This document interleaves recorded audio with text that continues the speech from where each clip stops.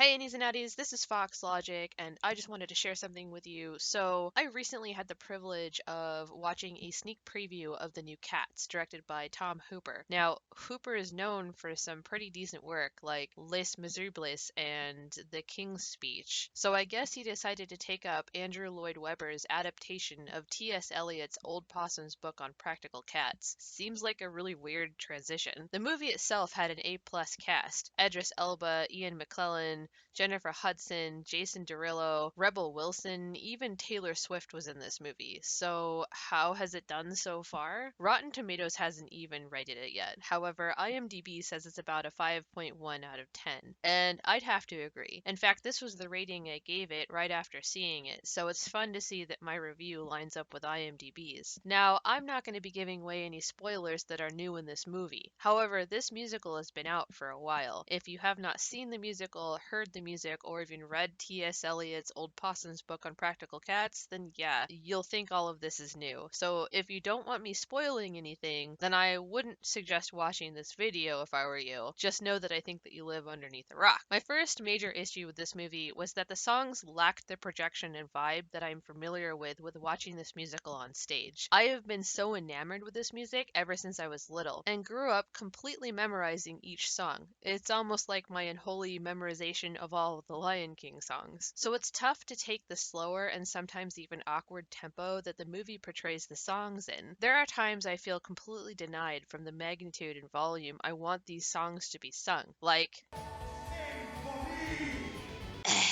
okay, so the music itself isn't as good as the original play, in most cases. But let's break it down by some of our star actors. Rebel Wilson's take on Jenny Anydots is pretty lackluster. The original character is supposed to be a fluffy, chubby kitty who is cooped up in the house all day long and has spent her entire life inventing new ways to entertain herself. However, Wilson's take on this character is clumsy and comical, because Rebel Wilson is a comedian, not a singer. It kind of irritates me, but I just feel like this direction didn't really fit Jenny Anydots. Next, we meet Rum Tum Tugger, played by Jason Derulo. I think Derulo did a very good job. Tugger is meant to be the prowling Tom character with an almost King of Rock vibe, and Derulo definitely adds his own mix to the songs, and it's done really well. I like this character a lot, and felt he did it justice. I honestly feel like I can't really criticize this character. He really did a good job. Now we're introduced to James Corden's Bustopher Jones. Now, I always felt that this character was pretty boring in the play. Rampant with fat jokes, which persists into the movie, the character played by James Corden is actually done pretty well, though I do feel like he gets more screen time with his song than I would have liked. I feel like you could have wrapped up his trash diving escapades and cut at least 3 minutes or more from the film. The character is supposed to show off wealthy cats, so it's a little strange to see him jumping into trash cans. I actually had to re-watch the play's version, and this character seems fairly neurotic around filth and dust, so yeah, it's pretty weird to see this character jumping into garbage cans. I guess I kind of get why they went with this direction with the song's lyrics, but I always just assumed that he got fed fancy scraps from all these high-end restaurants, Lady and the Tramp style. He's supposed to be well known after all. Next we meet what I think is the biggest disappointment in the entire movie: Danny Collins, Mungo Jerry, and Naomi Morgan's Rumple Teaser. I hated this adaptation to the song. Mungo Jerry and Rumple Teaser is a sing-songy, mischievous back and forth between two scrappy cat burglars. Get it? It's meant to be kind of silly, but also very fast-paced and very acrobatic as they sing. It's meant to be exciting. In the movie, they sing at a slower pace while they trash a house. I just felt that it was very lacking. Maybe because in the play they act out the dirty deeds, which seem far more exciting because it's left up to the imagination. In the movie, you actually get to see it, and it's just not as fun. I did like that they kept the Cockney accents of the characters, but it wasn't enough to mend the disappointment I felt with this song. After this, we get introduced to Old Deuteronomy. This is by far one of the best characters both in the play and in the movie. In the movie, this character is played by Judi Dench. She does a fantastic job. In fact, her character is the only one that I feel has the correct amount of floof around her face. Like, for real, there was not enough floof on their faces in this movie. I felt like I was watching a bunch of Ken and Barbie dolls with animated tails and ears. Even the stage performers in the original play had more floof. This is a crime against floof. So when I saw Judy walk into the screen, I emotionally latched on to her, like, oh my god, your floof is superior, save me from these cat aliens. Judi Dench does a wonderful job with Old Deuteronomy. She was regal, soft, wise, and kind, which is exactly what you should expect from the leader of the Jellicle Cats. After this, we get our introduction to Grisabella, the original star of the show. She kind of lurks through the other songs, which is something she does in the play. There is some lore that I'm kind of on the fence about, but I'm not going to give any spoilers. She is a depressing character who has reached the end of her luxurious life and now only knows unkindness and solitude. This is where a few of the songs get rearranged in order. From here, we normally jump into Gus the theater cat, but instead we get introduced to Skimbleshanks. I have a theory as to why, but I'll get to that soon. Now, Skimbleshanks is a very exciting character. He is the cat of the railway. Skimbleshanks is played by Stephen McRae. I enjoyed this song and was surprised to see that he had a fairly long tap dancing bit. Did he tap dance in the original play? I actually don't even recall. And the videos I found don't show him tap dancing. But for some reason, this whole bit just seems to fall right into place with his character, so I actually enjoyed it. There was one criticism that my mother pointed out. Where is the train made out of garbage? That is one of the best parts. Yes, in the play, all the cats come together to make this puppeted train made of trash, and it is so much fun to see. That is only kind of seen in the movie if you can count a few swaying trombones as figuratively gyrating coupling rods. After this, we get introduced to one of my favorite characters in the play, Gus the theater cat. I love this song. The many different inflections in the original song sung by Gus's female companion is so vast you think she could totally pull off Fifth Element's opera scene. And when Gus steps in, he sings so passionately about his life as a cat in theater that you can just imagine all of his glory days. This scene in the movie amazed me, as none other than Ian McKellen steps in with this role, and he delivers. He is good at singing, adds a bit of his own flair. I just really enjoyed this. Sadly, the song was not sung by the female companion, but that was okay. It was easy to accept that it would be sung in his perspective and not by a supporting role. Now, this is where things also kind of get switched around, which in the play, he tears off his old man costume and comes at us with 100% extra, with an energetic character that's just all over the place. Immediately from this, we are introduced to Growl Tiger, possibly leading in that perhaps Gus played Growl Tiger as a character in the play. Now, in the movie, Growl Tiger is a very weak character. He's just a henchman of Macavity. But in the play, he has his own character with his own full song. I can see why they removed his song, as it has some quite racist undertones. It's actually pretty racist. It's pretty bad. But I do feel like they could have adapted the song to not have these tones and kept our pirate like Bravo Cat. So I was a bit sad about this. Where's my unruly pirate cat, Tom? Oh well. Wait, they mention Griddlebone in the movie. God, why would you do that? Alright, well, back to the movie. At this point in the movie, the narrative is being wrapped up, and we get to hear the antagonist's song. We've already met Macavity, but now we get his introduction, which is sung by none other than Taylor Swift. Now, I'm going to be really hard on Miss Swift, mostly because this is a two-person song that kind of has some suggestive undertones. Swift sings this all completely by herself, which completely levels out the banter and inflections originally sung in the song. She's a good singer, but just isn't delivering what made this song fun to begin with. She pulls some hijinks and aids Macavity in kidnapping Old Deuteronomy, which does happen in the play.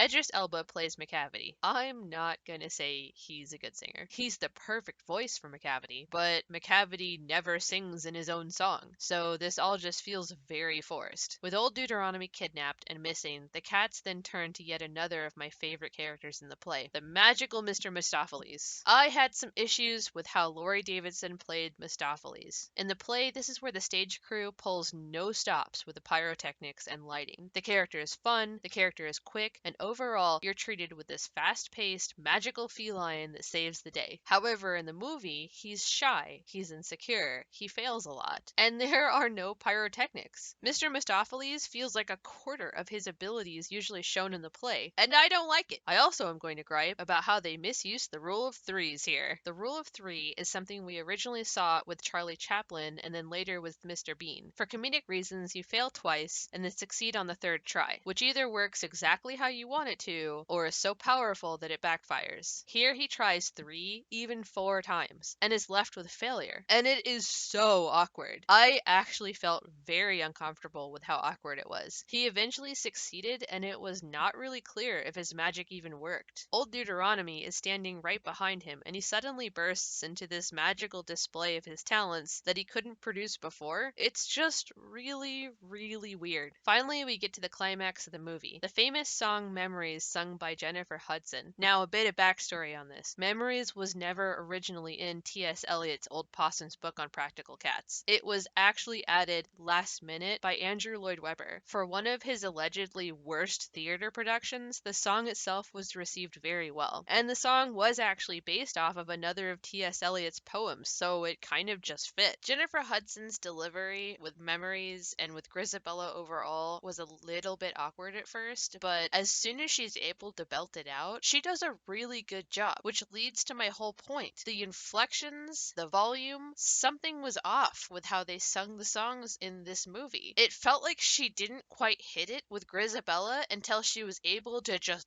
belt that out. Grisabella is chosen by Old Deuteronomy, gets into a spaceship, or hot air balloon in the movie, and is taken to heaven, which is called the Heaviside layer. She gets to die and be reborn again as a new cat and live again. At the end of the movie, we are sent off with the naming of cats and the movie ends. Another thing I'm going to add that was actually quite awkward was the intimacy scene between the gray-toned narration cat and Victoria, the main character. I originally was not going to put this in the video, but it was actually very awkward. In the play, they do have this sort of closeness, intimacy with each other as dancers, and you kind of just brush that off as, oh, they're just acting like cats, because cats like to rub against things. But this scene in the movie was really, really awkward and hard to sit through. Overall, I feel like the movie was pretty lacking. They could have done a lot more with a film adaptation of the songs, and I kind of feel like they were just forcing a star-studded cast in without considering their abilities to sing. I really did not like the new song that they added for the main character, Victoria, and I felt uncomfortable at times with Mr. Mistopheles and Mungo Jerry and Rumple Teaser, but I'm glad to have watched it when I did. Anyway, that concludes my video. Thank you all so much for watching. Let me know what you thought in the comments. If you liked this movie review, then hit that like button and subscribe to see more of my other videos and content. Thanks so much for watching.